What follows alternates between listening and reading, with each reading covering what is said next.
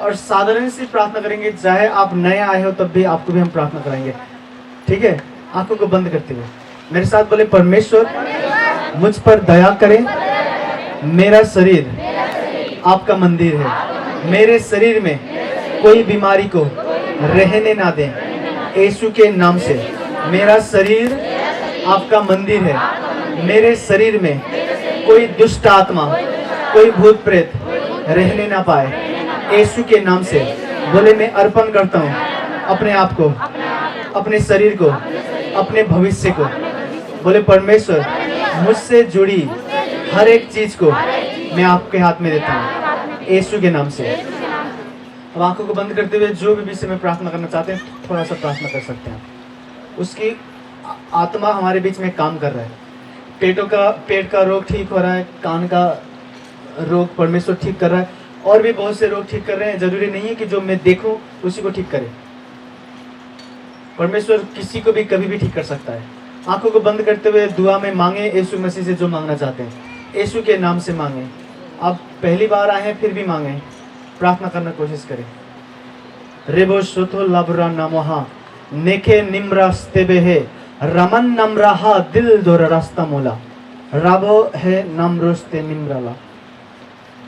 धन्यवाद यीशु।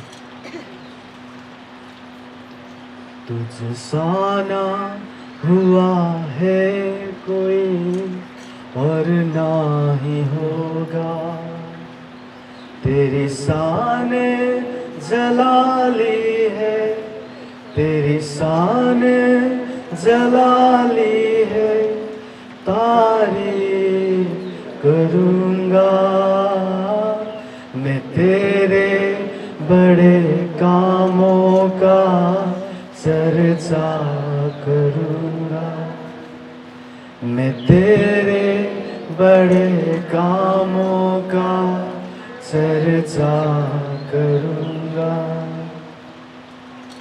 सामर्थ्य परमेश्वर में प्रार्थना करता हूँ, हर बीमार अंग आज चंगी हो जाए। परमेश्वर तेरी दया बरसे यहाँ पर, तेरा पानी जो स्वर्ग से बहता है, जीवन का झरना बहे और जो अंग मर चुके हैं उनको जिंदा करे।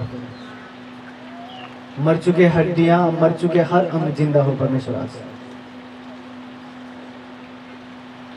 तू बोले तो मुर्दे कब्र से निकल आए, तू छू ले तो अंधों की आंखें खुल जाए।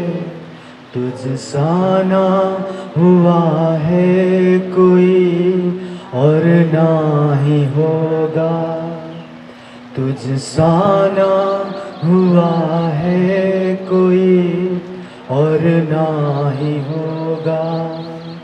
तेरी शान जलाली है, तेरी शान जलाली है, तारीफ करूँगा मैं तेरे बड़े कामों का चर्चा करूँगा।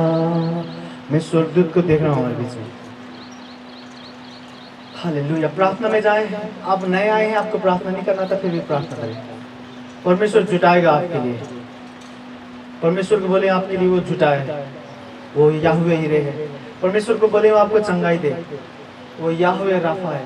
परमेश्वर को बोले आपको शांति दे, वो याहवे सालों में शांति देने वाला परमेश्वर, चंगाई देने वाला परमेश्वर, जुटाने वाला परमेश्वर, उद्धार देने वाला परमेश्वर। रिबोस्ते में ही निम्रा लाभ रहा, राखा मोस्ते लिब्राना निम्रा खास्ते ले रास्ता नोहा नामरा लेब्रा हास्ते। तेरा हाथ है कुदरत वाला, मुझ पे रहता हर पल, आवाज तेरी खुदावर बख्शे ताकत हर पल। तुझ सा ना हुआ है कोई और ना ही हो। कमर में बाईं ओर दर्द होता है, ऐसे दाईं ओर, बीच में नहीं, ऐसे बाईं ओर कमर में दर्द होता है, ऐसे बाएं साइड, इसे क्या बोलते हैं आप उस अपने भाषा में, इधर दाहिने और कि नहीं उल्टा, ऐसे बाएं और, कमर का दर्द ठीक कर रहा है परमेश्वर, जो बाएं और दर्द होता है इससे मैं महसूस कर रहा हूँ अपने यहाँ पे कमर पे परमेश्वर को छू रहा, तो वो मुझे बता रहा है कि बाएं और जिसकी कमर में दर्द है उसको ठीक कर रहा है परमेश्वर। बोले परमेश्वर अपने वचन के द्वारा मुझसे बातें करे, तेरा वचन मुझे ज्योति दे, मुझे मार्ग दिखाए, यीशु के नाम में। सब कहें आमीन। सब ताली बजाएंगे यीशु मसीह के लिए।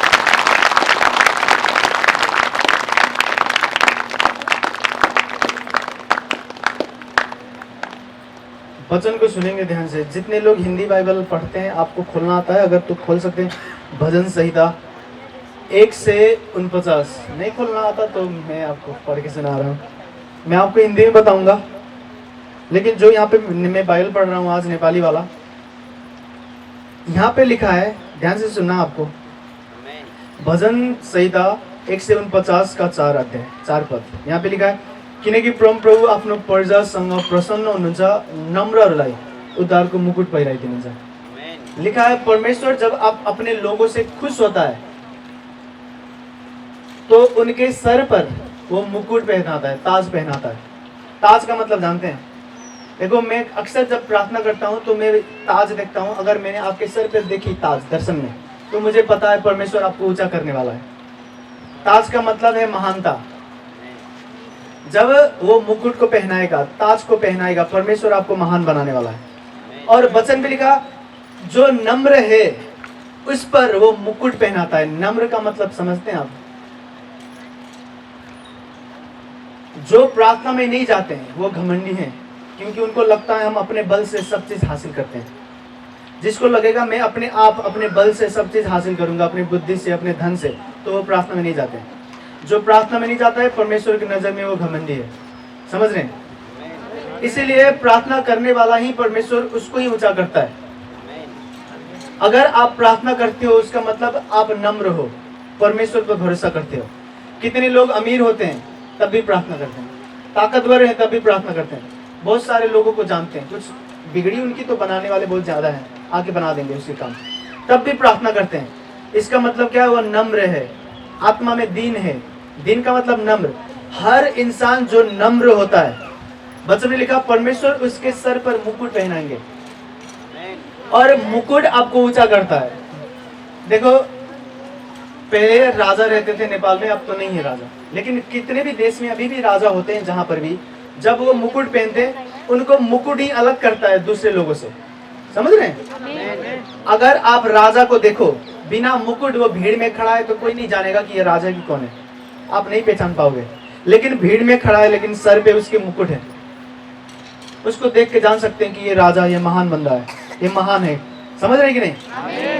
मेरे साथ बोले परमेश्वर मुझे नम्र बनाए यीशु के नाम से, और मेरे सर पे भी महानता का मुकुट आए, ताज आए यीशु के नाम से। सब कहें आमीन।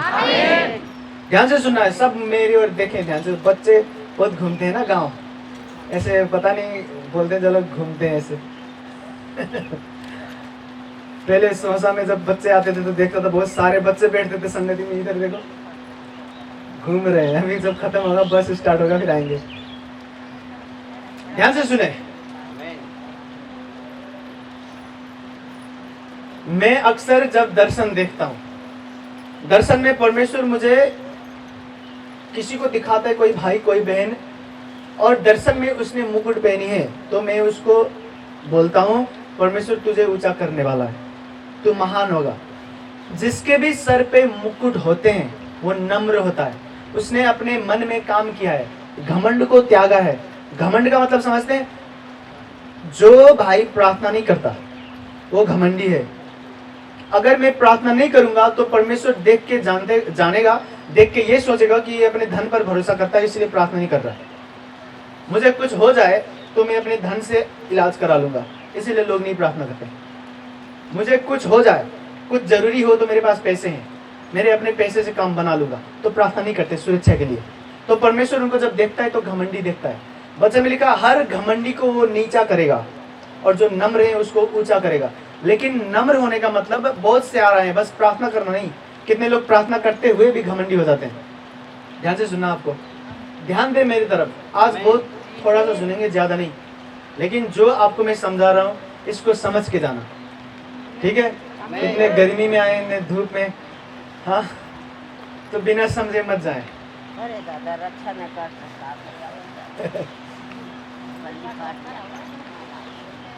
गर्मी के मारे बूढ़ लोग जो है ना, वो कभी कभी बरबराते हैं। तो छोड़ दो, कभी कभी बुढ़े हमको छुपा हो, आप ना बोला नहीं बरबराई आपके दर्शन से कोई दूर चल जावे। समझाओ उनकर भाषण देने की। बाबा चलवाए कर ध्यान से सुन रहे हैं? देखो देखो, ध्यान देना। जो जैसे मैं आपको देख के जान जाऊंगा कि आप कुछ साल बाद महान होने वाले हैं, समझ रहे हैं? लेकिन आपको देख के भी जान जाऊंगा कि ये कहीं नहीं जाने वाला है। कैसे जाना जाता है? जो बंदा अपने आप को नम्र कर रहा है, घमंड को लगातार त्याग रहा है, उसको परमेश्वर ऊंचा करेगा। दुनिया की कोई ताकत उसे नहीं गिराएंगे। लिखा है परमेश्वर ने हर नम्र को वो धूल में से भी उठा के राजा बना सकता है, और जो राजा है लेकिन घमंडी है उसे गिराएगा परमेश्वर। मेरे साथ बोलो, प्रार्थना नहीं करना घमंड है। आंखों को बंद करके बोले, परमेश्वर मेरे आंखों को खोल और मैं हर घमंड को अपने जीवन से त्यागूं।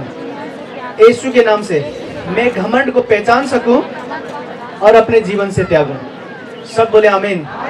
देखो, आंखों को खोलो, ध्यान से सुनना। अगर आपने घमंड को त्यागा है, आपका एक काम नहीं बना तो 10 काम बनेंगे। अगर घमंड को त्यागा नहीं, काम नहीं बने तो फिक्र की बात है।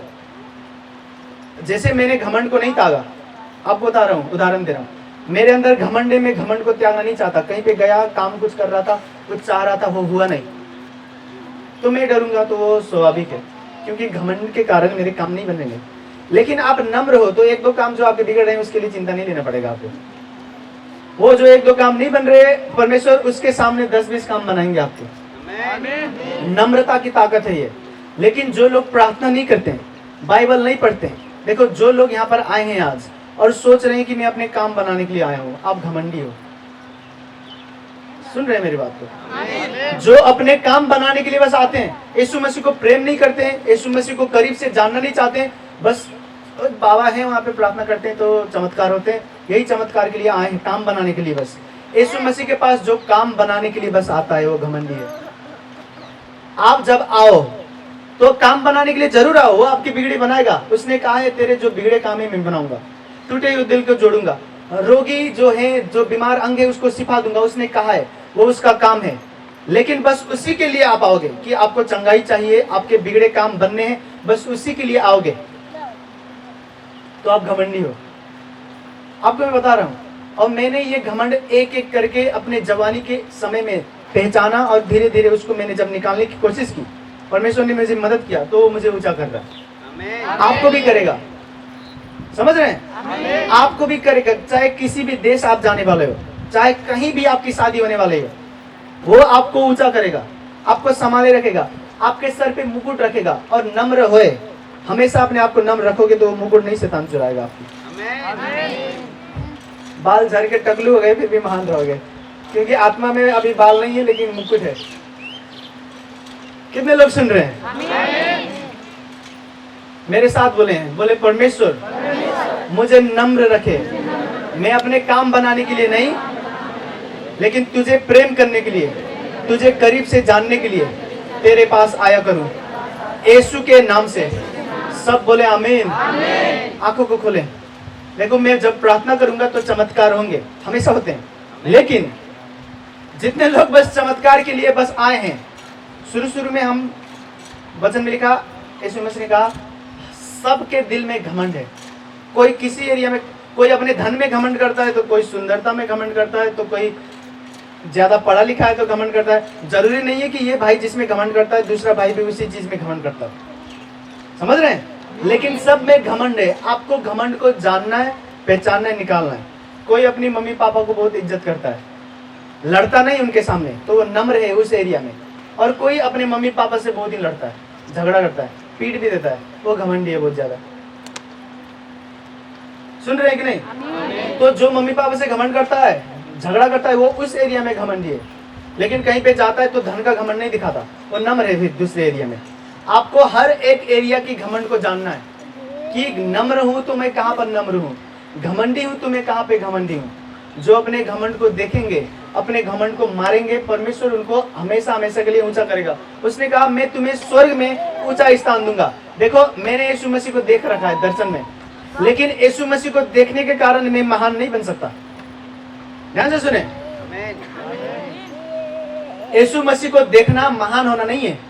हाँ, जब उसको देखोगे तो आप और ज्यादा प्रेम करने लगोगे, उसके और करीब जाओगे, लेकिन महान नहीं बनोगे। यीशु मसीह ने कहा जो अपने आप को नम्र रखेंगे उनको मैं महान बनाऊंगा। उसने नहीं कहा कि मुझे जो देखेगा, मेरी दर्शन जो पाएगा, मेरे सामने जो खड़ा रहेगा और बात करेगा मुझसे आमने सामने, वो महान बनेगा। ऐसा नहीं कहा उसने। यीशु मसीह को देखने से आप महान नहीं बनोगे।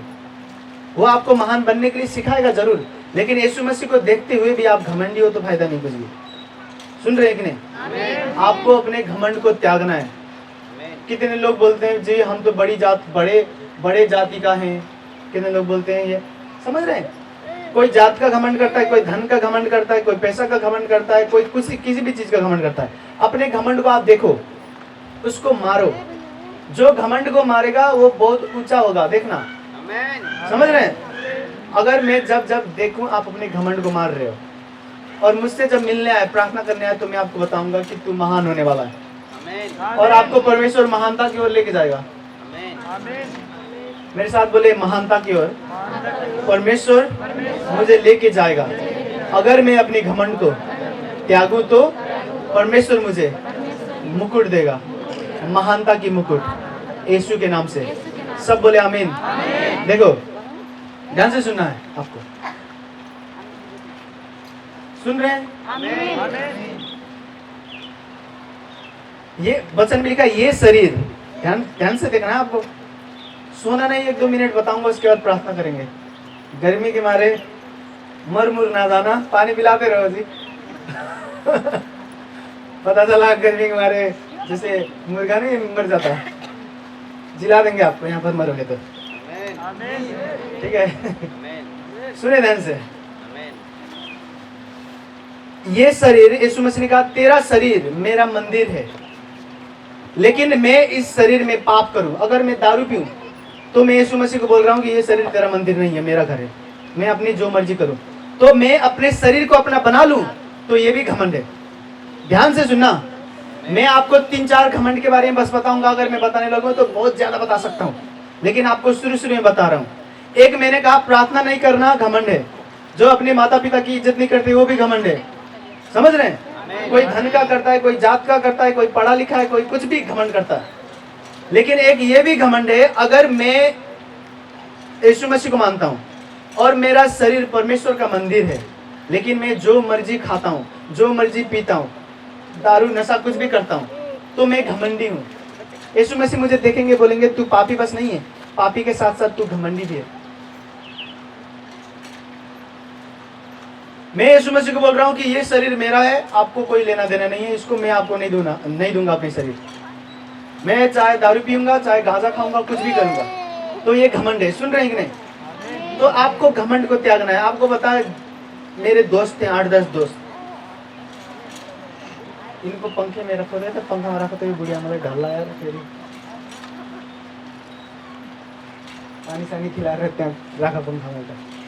इनके ओर ध्यान ना दें, ठीक है? ओए हल्ला करता है, नेपाली हिंदी थारी सब निकलेगा अभी मेरा। ध्यान से सुनना है, सुन रहे हैं कि नहीं? देखो,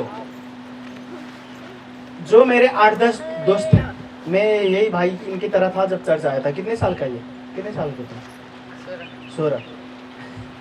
मैं 16 का था तो 10 क्लास का एग्जाम देने के बाद जब 17 लगने लगा तो मैं चर्च आया।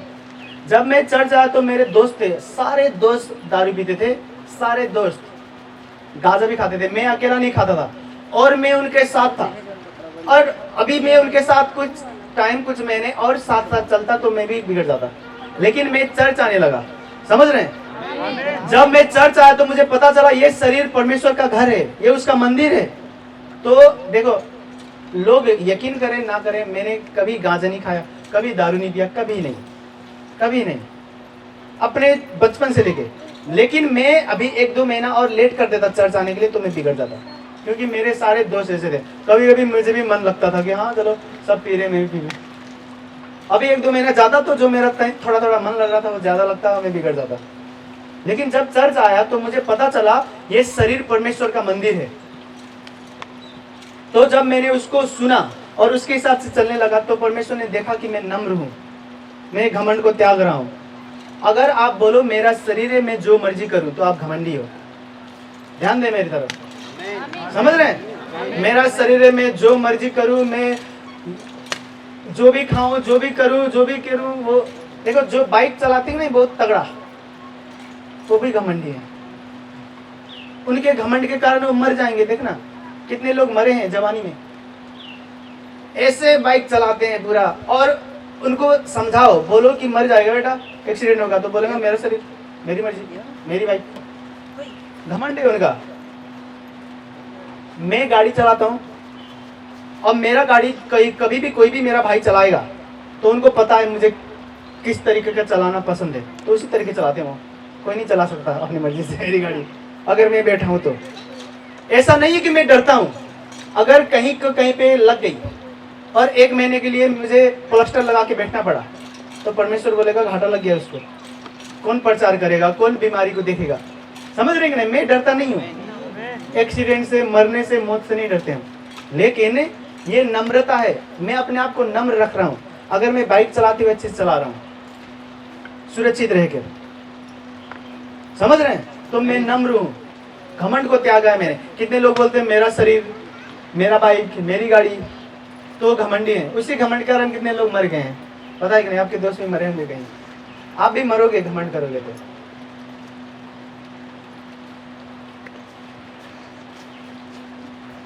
सबसे शुरू का पाप, आपने बाइबल पढ़ी होगी, नहीं पढ़ी होगी, जितने लोग नए आते हैं आप सुने। सबसे शुरू में जो पाप हुआ वो पाप क्या था पता है? घमंड। वचन में लिखा परमेश्वर ने स्वर्ग बनाया और स्वर्ग में बहुत ज्यादा स्वर्गदूत उसने बनाए, और स्वर्गदूतों में लीडर था। बहुत ज्यादा स्वर्गदूत को संभालने वाला कुछ लीडर होते थे।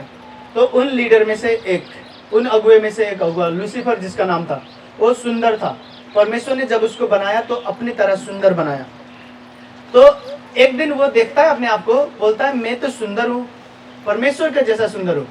उसने कहा घमंड करके मन में कि मैं बहुत ज्यादा सुंदर हूं, परमेश्वर क्यों सिंहासन में बैठे, उसकी सिंहासन को मैं जीतूंगा, मैं लड़ाई करूंगा, उसकी सिंहासन को जीतूंगा और उससे ऊंचा सिंहासन बनाऊंगा। जिस पर्वत पर परमेश्वर बैठा है उससे ऊंचा पर्वत बनाऊंगा मैं, स्वर्ग में सबसे बड़ा स्थान मेरा होगा। वो स्वर्गदूत बोलने लगा, लूसीफर। जब उसके मन में घमंड आया तो परमेश्वर ने कहा कि तेरे घमंड के कारण तू मेरे साथ नहीं रह सकता। हर घमंडी जो ऊंचा है उसको नीचे गिराएंगे, लेकिन जो नम्र है लेकिन नीचे है उसको ऊंचा करेंगे। उसने अपने नियम बनाए थे। उसने कहा तू बहुत ऊंचा है लेकिन घमंड के कारण तू नीचा होगा। उसको परमेश्वर ने धरती पे भेजा, वहां से फेंक कर। जब वो स्वर्गदूत धरती पे आया तो अपने रूप बदल के वो शैतान बन गया। पहले ज्योति का संतान था, पहले ज्योति में रहता था, लेकिन जब घमंड किया, परमेश्वर के विरुद्ध में जीने लगा तो परमेश्वर ने उसको जब फेंका तो वो शैतान हो गया। आज वो शैतान है जो आपको तंग करता है, बीमार करता है, डिप्रेशन में ले जाता है। उसके बहुत ज्यादा सेना है। और जब दुनिया की अंत होगी तो वचन में लिखा है यीशु मसीह उस शैतान को, लूसीफर को और उसके हर दूत को नरक में भेजेंगे। पहला पाप घमंड है, समझ रहे हैं? सबसे ज्यादा तबाही लाने वाली पाप घमंड है, सबसे ज्यादा। आप घमंड को जीतो, घमंड को पहचानो। आप प्रार्थना नहीं करते, आप घमंडी हो। सुन ले, मैं फिर से बता रहा हूँ, प्रार्थना नहीं करते, घमंडी हो। अपने मम्मी पापा को आप इज्जत देना नहीं आता, आपको कुछ भी बोलते हैं आप घमंडी हो। अपने पति के अधीन में नहीं रहते, आप घमंडी हो। जो पति अपने पत्नी को प्रेम नहीं करते, उनके साथ संतुष्ट नहीं रहते, दूसरे जगह भी मुंह मारने जाते हैं, वो भी घमंडी हैं। हर घमंडी गिरेगा। दुनिया गिर रही है, पता आपको? अर्थव्यवस्था देख लो, आर्थिक हर देश की सब गिर रहे हैं। क्यों? क्योंकि सब लोग घमंड करते हैं आजकल, लेकिन जो लोग नम्र हैं परमेश्वर उनको बीमारी से भी बचा रखता है, उनके धन को भी संभालता है, उनके शरीर को भी संभालता है। समझ रहे हैं? नम्र बनो, जहां पर भी मौका मिले नम्र बनो।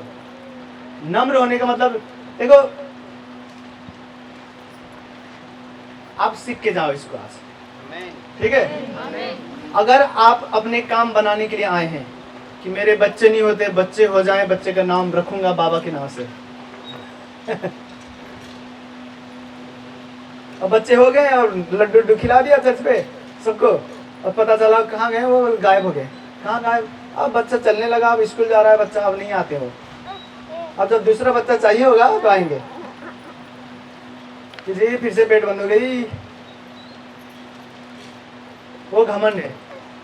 लेकिन परमेश्वर जब आपके लिए चमत्कार करे, कभी कभी आ सकते हैं, कभी कभी नहीं आ सकते हैं, दूर है ना, लेकिन घर पे भी यीशु मसीह को आप आराधना करते हो, प्रार्थना करते हो, उनको पुकारते हो, ये नम्रता है। हर नम्र इंसान को परमेश्वर ऊंचा करेगा, इसको लिख लो। और जब परमेश्वर ने कहा कि देखो ध्यान से सुना, बहुत छोटी सी चीज है और आसान है, ये कोई भी ज्यादा ऐसे कुछ नहीं है कि इसको हिसाब लगाओ, ये करो 10 चीज, ये करो 20 चीज, ये करो 78 बार ऐसे करो, 2 बार उल्टा फरी मारो, ये कुछ नहीं है ऐसा। बहुत आसान है महान होने के लिए। यीशु मसीह ने कहा अपने घमंड को पहचान और अपने घमंड से छुटकारा पा ले, अपने घमंड को निकाल, तू महान बनेगा। समझ रहे हैं? अपने घमंड को देखो कैसे बोलते हैं, सीख लो बोलना। जो अपने मुंह से कुछ भी बोलते हैं भला बुरा, उनको अच्छे से बोलना नहीं आता, वो भी घमंडी है। भले वो यीशु मसीह को मानते फिर भी घमंडी है। वो कह रहे हैं कि जी यीशु मसीह ने कहा, देखो यीशु मसीह ने कहा तुम्हारा शरीर मेरा घर है। क्या देखते हो ध्यान दो, क्या बोलते हो ध्यान दो, क्या सोचते हो ध्यान दो, क्या खाते हो क्या पीते हो ध्यान दो। अगर आप बोल रहे हो, कुछ भी आपको बोलना आता है, आपको जो मन करे आप बोल रहे हो, तो आप घमंडी हो। आपका घमंड आपको मारेगा। लोग बोलते हैं देखो चर्च